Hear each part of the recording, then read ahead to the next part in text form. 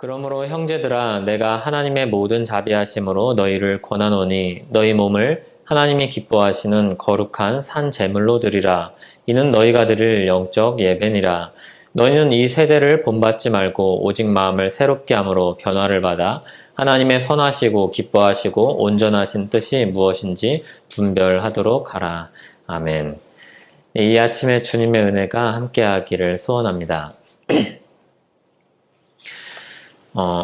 설 명절을 맞아서 우리 신앙을 한번 다시 돌아보고 우리가 가족들과 그리고 세상에서 어떻게 살지 한번 되새겨보는 시간이 되기를 바랍니다. 로마서는 복음에 대해서 설명을 하고 복음을 전하고 있지만 신자들에게 쓰인 편지라는 것을 우리가 늘 기억해야 합니다.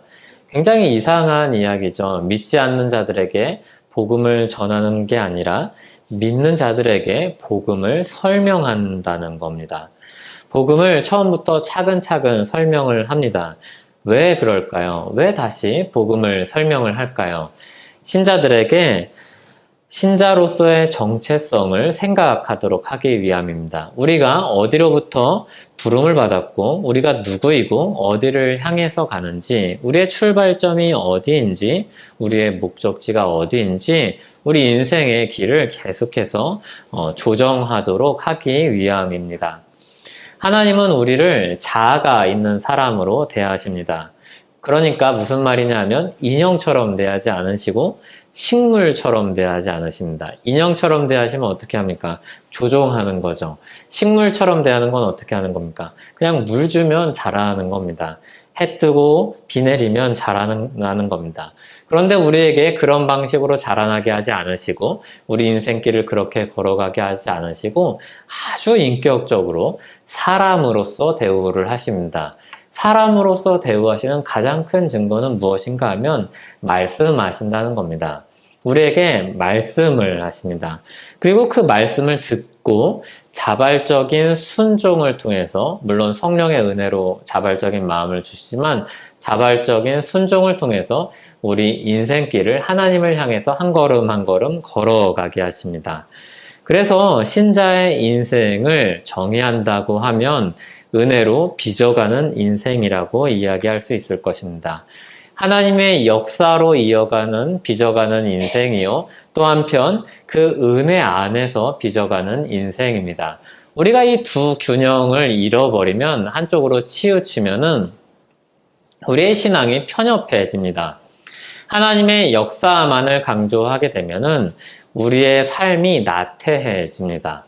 그리고 우리의 열심만을 강조를 하면 하나님의 주권과 은혜에 대해서 바른 이해를 갖지 못합니다. 그리고 그 길은 결국 내가 했다는 교만으로 귀결되게 마련입니다.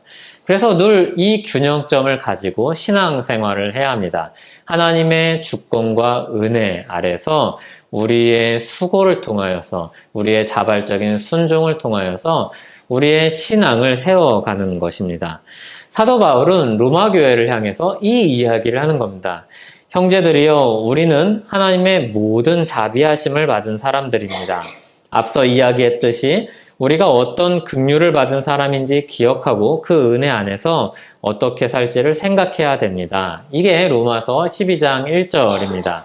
그러므로 형제들아 내가 하나님의 모든 자비하심으로 너희를 권하노니 너희 몸을 하나님이 기뻐하시는 거룩한 산 제물로 드리라. 이는 너희가 드릴 영적 예배니라. 아멘. 여기 권하노니 이렇게 들으니까 굉장히 이제 부드럽게 표현이 되어 있는데 좀 더 강한 표현입니다. 직역하면은 곁에 서서 말한다는 겁니다. 근데 곁에 서서 말을 하는데 계속해서 말을 하는 겁니다. 그러니까 한 번, 두 번 이렇게 지나가듯이 이야기하는 것이 아닙니다.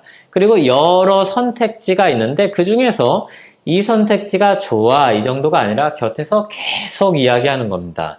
오히려 호소하는 겁니다. 어떻게 이야기하는 겁니까?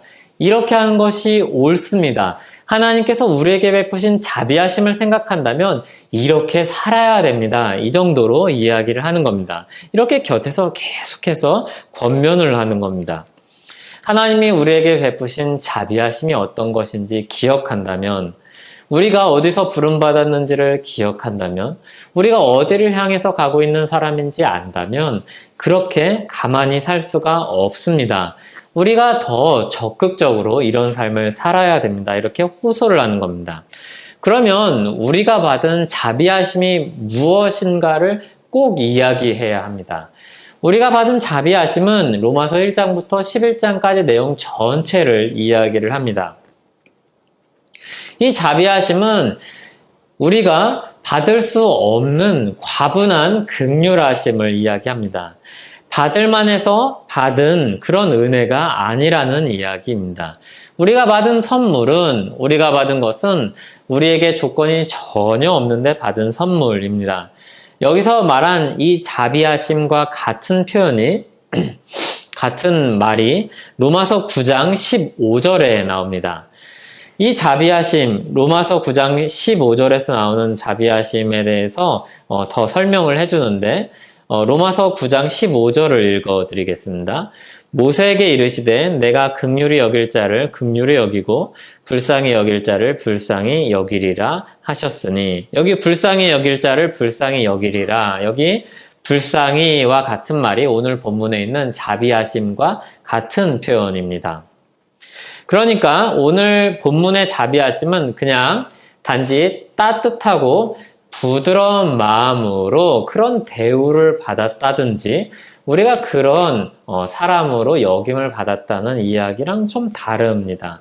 그냥 어려운 처지에 있는 우리가 하나님으로부터 좀 따뜻한 은혜를 받았다, 이 정도가 아닙니다.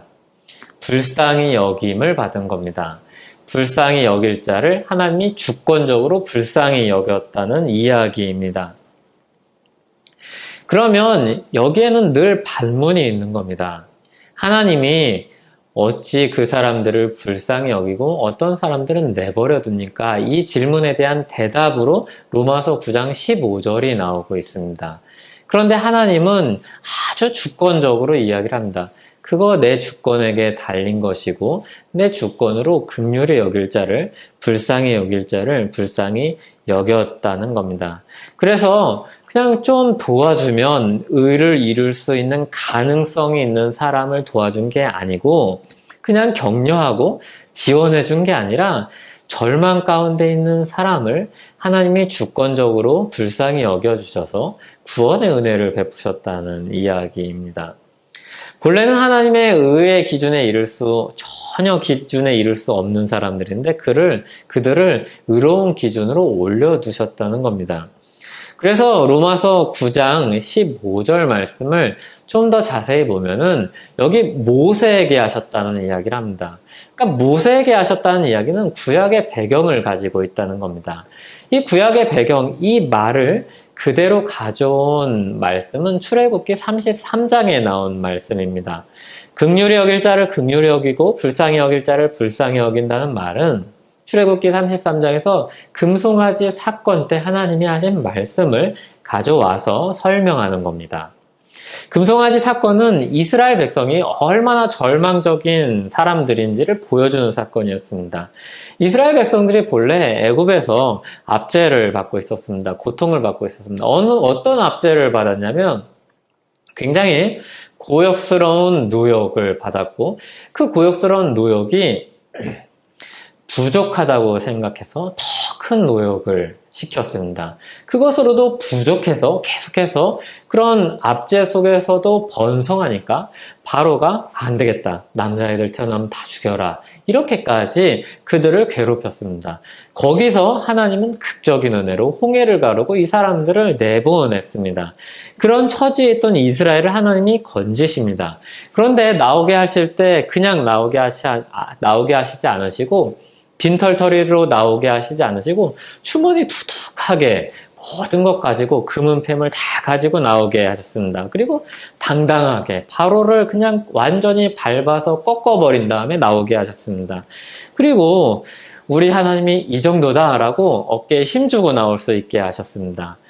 그때 하나님이 너희는 내 백성이다 라고 선언을 하시면서 언약을 맺으시고 백성을 하나님이 자신과 백성들을 하나로 묶으셨습니다. 하나님이 백성들을 보호하시고 도우시겠다고 선언을 하셨습니다.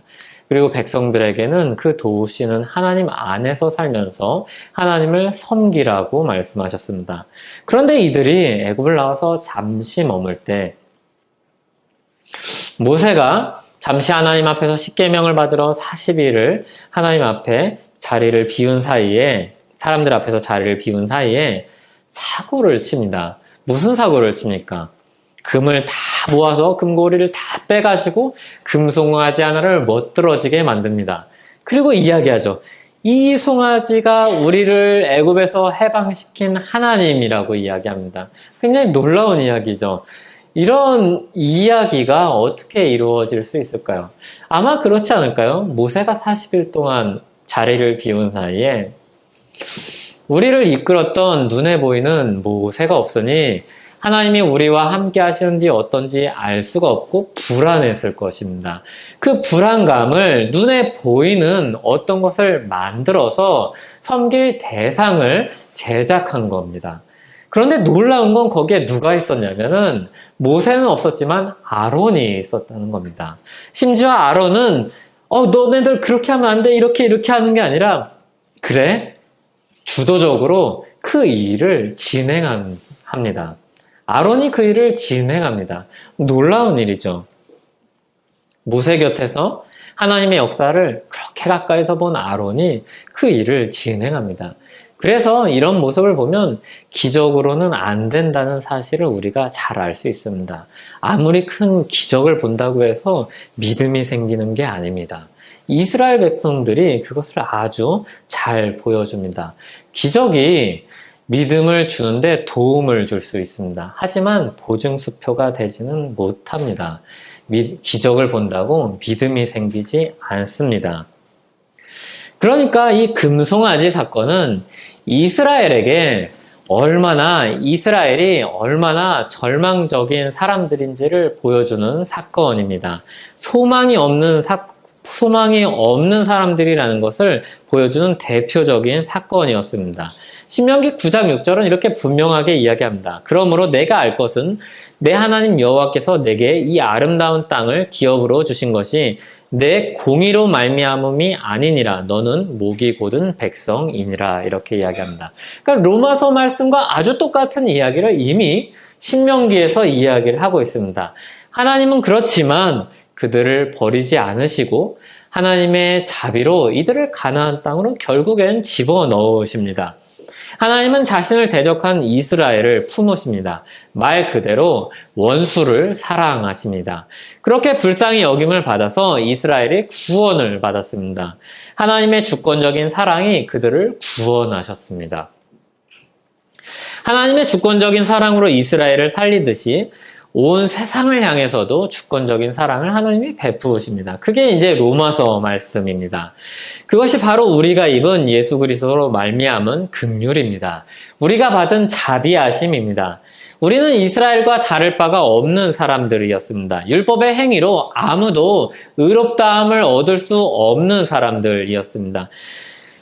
그런 사람들을 향해서 예수 그리스도를 믿으면 누구든지, 예수 그리스도를 믿으면 얼마든지 의롭다고 여겨주시겠다고 말씀하십니다. 그 예수 그리스도의 복음을 듣게 하십니다. 그래서 우리가 이 이스라엘의 금송아지 사건을 보면서 오해를 하면 안 됩니다.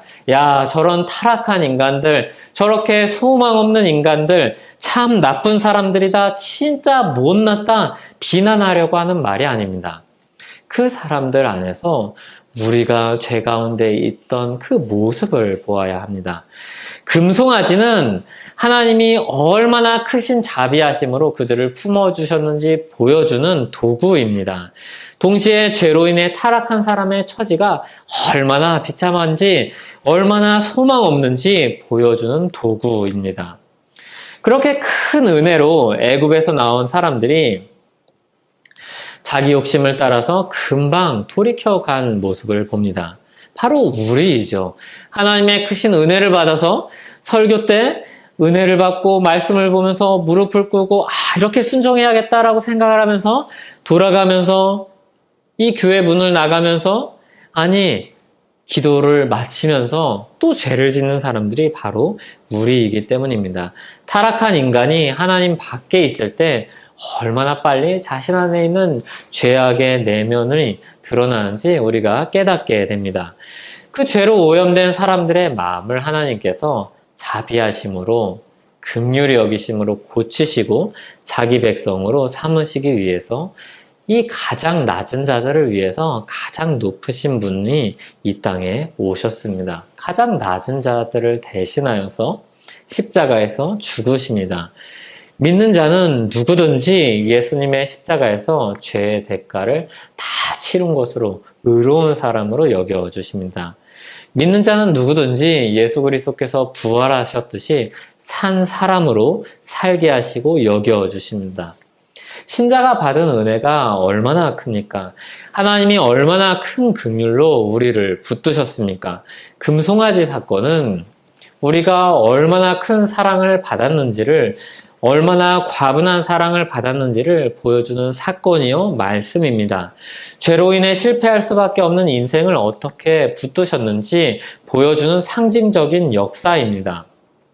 그런 긍휼, 그런 사랑, 그런 불쌍히 여김을 예수 그리스도 안에서 받은 자들을, 그 사람들에게, 믿는 자들에게, 교회에게 로마서 말씀을, 오늘 말씀은 우리에게 권면합니다. 이제 더 이상 죄 가운데 살지 말고 거룩한 삶으로 나아가라고 이야기합니다. 그 은혜 입은 인생을 주님께 드리라고 이야기합니다. 이제 더 이상 죄의 종이 아니니까 그런 삶을 청산하고 멀리하라. 그리고 돌이켜서 의로운 자로서의 삶을 시작하라. 생명 얻은 자로서 살라. 이렇게 권면합니다. 너희 몸을 하나님이 기뻐하시는 거룩한 산 제물로 드리라. 이는 너희가 드릴 영적 예배니라. 이렇게 이야기합니다. 여기 너희 몸은 우리 인생 전체를 가리킵니다. 우리 육체만을 가리키는 것이 아니라 우리 인생 전체를 가리키는 표현입니다. 이런 하나님의 자비하심을 기억한다면, 우리가 받은 불쌍히 여김을 생각한다면 우리가 어떻게 반응해야 합니까? 따뜻한 사랑을 받았습니다. 고귀한 사랑을 받았습니다. 우리가 무엇이라고 이야기를 해야 합니까? 어떻게 살아야 합니까? 하나님께서 구원의 은혜를 입은 자로서 우리가 드릴 수 있는 것이 무엇이 있겠습니까? 무엇을 드리면 하나님이 기뻐하시겠습니까? 툭불짜리 한우를 드리면 기뻐하시겠습니까? 최고급 건물을 지어서 하나님께 봉헌하면 기뻐하시겠습니까? 그 헌신과 그 마음 기뻐하시겠죠. 그런데 건물 때문에 기뻐하시는 것이 아닙니다. 우리는 이 두 가지를 철저하게 분별할 수 있어야 합니다. 하나님께 큰 건물이 무슨 소용이 있습니까? 하나님이 기뻐하시는 뜻에 우리가 관심을 가져야 하지 않겠습니까? 하나님이 정말로 바라시는 거기에 우리가 눈을 돌려야 하지 않습니까? 이미 하나님이 무엇을 기뻐하시는지 성경 말씀을 통해서 명명백백하게 보여주셨습니다. 그런데 그 말씀을 덮어두고 그냥 우리 생각으로 우리 아이디어를 짜내서 올려드린다면 얼마나 우스운 모습이겠습니까? 마치 이 모습은 다 겨울옷 입었는데 하나님의 말씀 보고 다 깨달아 알아서 다 겨울옷 입고 있는데 혼자 여름옷 입고 있는 사람들과 같이 우스운 모습일 것입니다. 소위 드레스 코드를 잘못 선택해서 아주 민망한 그런 모습일 것입니다. 예를 들면 우리가 출근을 했는데 잠옷을 입고 출근을 하는 겁니다. 출근길에 그런데 마침 사장님도 만나고 이사님도 만나고 그러는 겁니다. 있을 수 없는 일이죠. 우리가 도저히 절대로 하지 않는 일이죠. 그런데 우리가 신앙생활을 하다 보면 그런 도저히 할 수 없는 일들, 있을 수 없는 일들을 종종 합니다. 그만큼 하나님의 뜻과 상관없이 우리의 이성과 우리의 아이디어로 정한 것을 통해서 하나님께 올려드리는 모습이 얼마나 이상한지를 이야기하는 겁니다. 이는 너희가 들을 영적 예배니라. 여기 영적이라는 번역한 말은 사실은 해석이 들어간 말입니다. 예수님이 말씀하신 영과 진리로 드리는 예배를 아마 염두한 해석, 번역일 것입니다. 본래는 이 영적이라는 말은 합당한, 적절한, 논리적인, 그럴듯한이라는 말입니다. 하나님의 자비하심에 합당한 예배를 올려드리라는 겁니다. 그런데 합당한 예배가 무엇입니까? 공간에 얽매인 예배가 아니고 시간에 얽매인 예배가 아니기 때문에 우리가 성령 안에서 우리의 영으로 드리는 예배이기 때문에 영적 예배라고 말을 할 수 있는 것입니다. 그러면 무엇이 그런 자비하심을 입은 신자에게 합당한 예배이겠습니까? 우리 인생 전체를 드리는 것이 합당한 예배입니다. 우리 인생 전부를 새롭게 하신 하나님께 올려드리는 것이 합당한 예배입니다.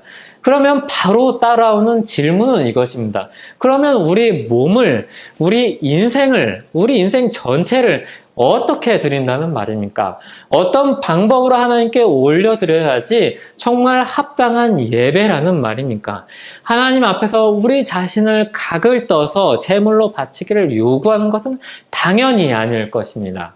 우리 몸을 제물로 드리라고 하지만, 우리 몸을 통해서 하나님께 합당한 제사를 드리라고 하지만 당연히 그것은 아닐 것입니다. 하나님이 우리 육신에 이것을 무엇을 원하시겠습니까? 그 답이 2절에 나옵니다.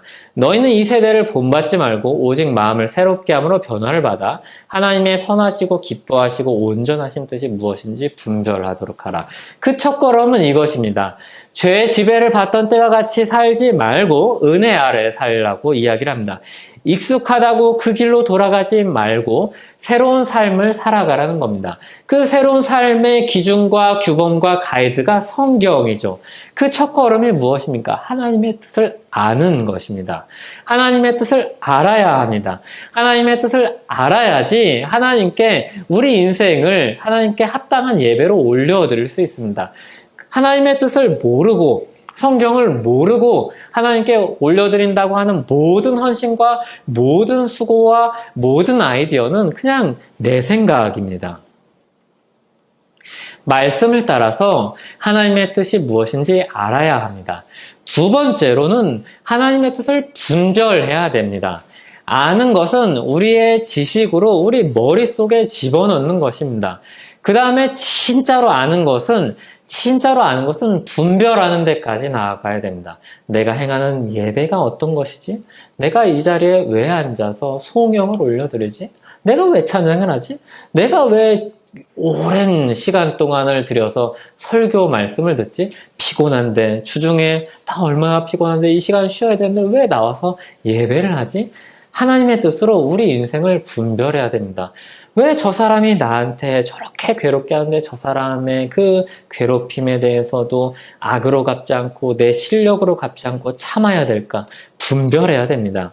마치 선물을 고를 때 상대방이 무엇을 기뻐할지를 생각을 하면서 이걸 좋아할까 저걸 좋아할까 분별하듯이 분별해야 됩니다. 그냥 내 머릿속에 지식으로 담아놓지 않고 분별해야 됩니다. 그러면 분별하고 그리고 이제 그렇게 살아야 합니다. 하나님이 기뻐하시는 뜻이 무엇인지는 성경이 아주 분명하게 밝히고 있습니다. 그래서 하나님의 뜻이 무엇인지 잘 모르겠다 싶으면 성경을 더 많이 읽어야 합니다. 하나님의 뜻이 이제 무엇인지 알겠다 싶은 사람은 성경을 더 많이 읽어야 합니다. 하나님의 뜻이 이제 무엇인지 다 알았다고 생각하는 사람은 분명히 착각하고 있는 것이기 때문입니다. 성경을 그래서 더 읽어야 합니다. 그리고 그렇게 살려고 애써야 합니다. 하나님의 뜻을 깨달아 알고 그렇게 사는 일이 우리가 하나님의 자비하심을 따라서 사는 합당한 예배입니다. 이 예배는 앞서 말씀드렸다시피 지금은 성전이 있지 않지만 성전이나 회당이라는 장소에 국한되지 않습니다. 외적인 종교 행위만을 의미하지도 않습니다. 그렇기 때문에 하나님의 자비하심을 입은 사람으로서 올려드리는 예배는 실로 영적이라고 할 수 있습니다. 전인격이 모든 일상에서 드리는 예배입니다. 그러므로 이 말씀은 우리 예배를 모든 우리의 일상으로 우리 인생 전체로 확장시킵니다. 주일에 드리는 이 공적 모임으로 제한하지 않습니다. 물론 주일에 모이는 우리 이 예배는 하나님께 집중하여서 드리는 예배이고 주님이 부르신 교회로 모여서 드리는 예배이기 때문에 굉장히 중요한 예배입니다. 히브리서 10장 25절은 모이기를 패하지 말며 오히려 더 힘써 모이라고 말씀을 합니다. 주일은 진정한 안식을 주신 주님께 올려드리는 우리가 드려야 될 합당한 구별된 날이요 예배입니다. 그런데 그게 전부는 아니라는 이야기입니다. 우리 일상 모두가 하나님 앞에서 올려드리는 예배입니다. 하나님이 우리 모든 일상을 받으시기를 원합니다. 우리 모든 일상에 관심을 가지고 지켜보시고 우리를 어떻게 하면 관심을 가지고 지켜보시지만 불같은 눈으로 저놈 어떻게 하나 잘하나 한번 보자 정지할까 하는 생각으로 보는 게 아니라 점수 매기려고 보는 게 아니라 새로운 생명을 우리에게 심으시고 보호하시고 기르시는 분으로서 정말 사랑스러운 마음으로 정말 하나님의 백성답게 살아야 될 텐데 무엇이 필요할까? 어떻게 멋지게 저 사람들이 내 백성들이 세상에서 살아갈까? 그런 눈으로 우리를 지켜보십니다. 그리고 정말로 우리 전부를 새롭게 변화시켜 가시기를 원하십니다. 전부입니다. 그래서 때로는 우리의 노는 방식을 바꾸기도 합니다. 이전에 이렇게 놀았는데 이런 방식의 노는 방식이 좀 너무 파괴적인 것 같아. 하나님을 떠나 있는 것 같아. 내가 너무 좋아하는 방식인데 이 노는 방식도 바꿔야겠다. 때로는 익숙한 말편. 이 말이 정말 내 입에 착착 붙고 정말 내 마음을 잘 드러내주는 말인데 이 말은 좀 악한 말 같아. 버려야겠다. 때로는 오래 바꾸지 않았던 생각. 내가 고정관념으로 가지고 있던 생각도 다 말씀을 통해서 보면서 이거는 내가 고집하던 거구나. 내가 고집하던 나만의 전통이구나. 이렇게 바꿔가는 겁니다. 우리 전부를 원하십니다. 모두를 원하십니다. 모든 것을 주신 분이 모든 것을 원하십니다. 그러면 이 뒤에 보면은 실천적인 내용이 자세히 나옵니다. 실천적인 내용을 간단히 살펴보면 사랑으로 귀결이 됩니다. 첫째로 자기 자신을 사랑해야 되고, 둘째로 교회 지체를 사랑해야 되고, 셋째로 우리 주변에 있는 사람들을 사랑해야 됩니다. 결국 전부를 사랑해야 됩니다. 자기 자신으로부터 온 세상으로 다 사랑하라고 이야기를 합니다. 게다가 이 말씀 뒤에는 위에 있는 권세들을 하나님이 세우신 질서로 인정하는 데까지 나아갑니다. 로마서 12장 3절 이하 말씀을 보면 첫째로 자기 자신을 생각하라고 이야기합니다. 어떻게 생각하냐면 자신을 마땅히 생각할 이상으로 높이 생각하지 말라고 이야기합니다. 믿음의 분량대로 살아간다는 것은 하나님 안에서 예수 그리스도를 통해서 우리를 보는 것입니다. 거기에는 감사밖에 없습니다. 그리고 거기는 내 자랑이 없고 내 비하도 없습니다. 모든 자랑은 그리스도께 올려드리고 나를 통해서 보는 것은 다 감사입니다. 둘째로 교회를 어떻게 대해야 될지 이야기합니다. 교회는 하나님의 은혜로 부름받은 한 지체입니다. 그래서 각각 다른 은사를 주신 것이 정상입니다. 저 사람과 내가 다른 게 정상입니다. 다른 생각, 다른 말을 하는 것이 정상입니다. 교회를 함께 세워나가기 위해서 주님께서 주신 지혜입니다. 그래서 주님이 한 몸으로 부르신 교회를 어떻게 대하고 있는지 분별하는 겁니다. 앞서 자기 자신을 하나님의 은혜 안에서 분별하고 교회 지체를 분별하는 겁니다. 이건 정죄하는 거랑 전혀 다른 겁니다. 교회 지체를 한 몸으로 부르셨다는 사실을 인지하는 겁니다. 그리고 우리 주변에 있는 사람들을 어떻게 대해야 될지 생각해야 합니다. 박해하는 자를 저주하지 말고 축복해야 합니다. 7번 곱하기 70번이라도 용서하라는 말씀과 주님의 말씀과도 같죠. 위에 있는 권세들을 하나님이 세우신 질서로 인정해야 됩니다. 크레센도죠. 점점 넓어집니다. 대상이 넓어집니다. 이 흐름을 가만히 살펴보면 나에게서 교회로, 교회에서 주변으로, 주변에서 나라로 퍼져갑니다. 이게 12장 3절부터 13장 7절까지 이어지는 내용입니다. 그러니까 이 내용을 보면 이 예배의 대상, 합당한 예배의 대상의 경계가 없다는 것을 우리는 발견하게 됩니다. 합당한 예배의 범위는 제한이 없습니다. 그리고 로마서 13장 8절에서 10절에 가보면 사랑의 율법으로 귀결이 됩니다. 사랑하는 자는 율법을 다 이루었다. 모든 계명은 사랑하라는 이 말씀 속에 다 들어있다. 사랑은 율법의 완성이다. 이게 8절, 9절, 10절입니다. 무슨 말입니까? 합당한 예배로 드려야 될 우리 삶의 범위를 이야기를 하면서 우리 자신으로부터 시작해서 우리 삶 주변을 둘러싼 모든 대상들을 다 포함하여서 사랑하는 삶이 우리가 하나님 앞에 합당히 올려드려야 될 예배라고 이야기하는 겁니다. 범위로는 나와 관련된 삶 전체, 모든 사람과 모든 시간을 아우릅니다. 그리고 그들을 대하는 방식을 사랑입니다. 율법은 하나님의 뜻에 따라서 기록된 삶의 법칙입니다. 사랑이야말로 하나님의 뜻을 포괄하는 명령입니다. 그래서 로마서 12장, 13장 말씀을 보면 사랑의 대상에 경계가 없습니다. 내 가족만, 내 교회만 그런 경계가 없습니다. 그러면 이 말씀이 무엇을 가르쳐 주는지가 굉장히 중요합니다. 이것이 우리에게 아주 중요한 교훈입니다. 신자의 사랑은 대상에 따라서 결정되지 않는다는 겁니다. 저 사람이 나한테 사랑을 받을 만한 자격이 있어서, 조건이 있어서 저 사람이 나한테 잘해주기 때문에 사랑한다는 것이 아닙니다. 원수를 사랑한다는 이야기는 무슨 이야기냐면 저 사람이 나를 대하는 그 대함 때문에 저 사람을 사랑한다는 것이 아닙니다. 그러면 무엇 때문에 그 사람을 사랑한다는 이야기입니까? 내가 받은 사랑 때문에 그 사람을 사랑한다는 겁니다. 그래서 내가 받은 사랑이 크기 때문에, 너무나도 크기 때문에 대상에 제한이 없는 겁니다. 우리가 받은 사랑이 무엇입니까? 바로 예수 그리스도의 사랑입니다. 원수 같은 우리를 사랑하신 사랑입니다. 우리가 하나님의 사랑을 받을 수 없는 데서 받은 사랑입니다. 그래서 우리가 받는 그 사랑이 경계가 없는 겁니다. 내 가족만, 그리고 내가 사랑한 사람만 사랑하는 것이 아닙니다. 자격과 조건이 있어서 사랑하는 것이 아닙니다. 그래서 신자의 사랑은, 교회의 사랑은, 기독교의 사랑은 굉장히 독특한 것입니다. 저 사람 너무 좋아. 그래서 사랑하는 게 아닙니다. 주님이 받은 사랑 때문에 사랑하는 겁니다.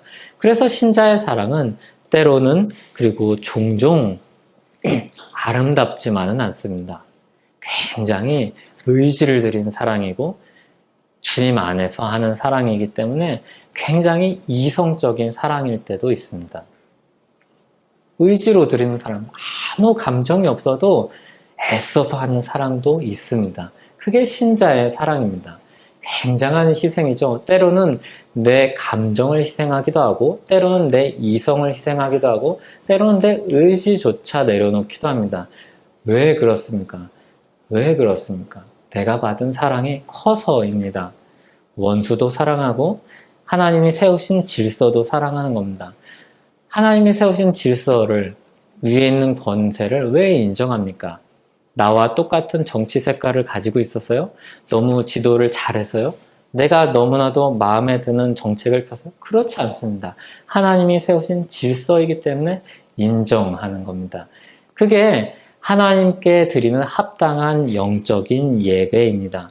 내 기준으로는 너무나도 좁고 내 힘으로는 안 되는데 예수 그리스도의 사랑이 너무 크니까, 내가 받은 사랑이 너무 크니까, 나한테는 유익이 전혀 없는데, 나한테 좋을 게 전혀 없는데, 내가 받은 사랑이 너무 크니까, 예수 그리스도의 사랑이 넘쳐 흐르니까, 너무 커서 우리 주변에 있는 사람들에게만 머물러 있을 수 없는 것입니다.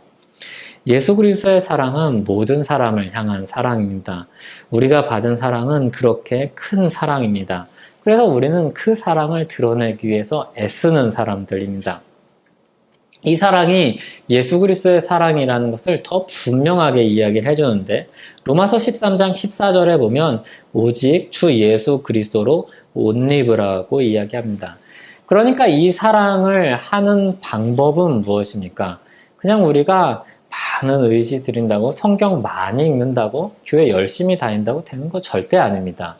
예수 그리스도로 옷 입어야 합니다. 성령 하나님의 도우심을 구하면서 주님, 예수 그리스도의 마음이 내 마음이 되었으면 좋겠습니다. 예수 그리스도의 사랑이 내 안에 차고 넘쳤으면 좋겠습니다. 주님, 내 사랑은 아무도 사랑할 수 없는 사랑입니다. 심지어 나를 사랑하고 나한테 잘해주는 사람도 사랑할 수 없는 사랑입니다. 우리는 힘이 없고 연약합니다. 예수 그리스도의 사랑으로 부어주십시오. 이 기도로 귀결이 될 수밖에 없습니다. 우리가 하나님께 드려야 될 합당한 영적 예배가 무엇입니까? 하나님의 자비하심으로 출발해서 우리가 하나님의 자비하심에 이르기까지, 완성에 이르기까지 우리가 살아야 될 이 사이의 시간 동안 어떻게 살아야 합니까? 예수 그리스도로 옷 입고 사는 그 일상을 살아야 합니다. 그것이 하나님이 기뻐하는 인생이라고 우리에게 로마서 말씀을 가르치고 있습니다. 이번 설날부터 가족들과 함께 지내면서 이 예배의 삶을 살기를 바랍니다. 매일 아침 말씀을 묵상하고 기도하면서 그리스도의 사랑으로 다시 완충시키고 방전되면 또 충전하고 예수 그리스도로 또 충전하고 또 충전하고 또 충전하는 그런 하루하루 사는 저와 여러분 되기를 바랍니다. 기도하겠습니다. 하나님 감사합니다. 우리가 우리 힘으로 무엇을 할 수 있습니까? 예수 그리스도로 옷 입을 수 있도록 도와주시옵소서. 하나님의 자비하심에 머물러 있을수록 주님께서 도와주시옵소서.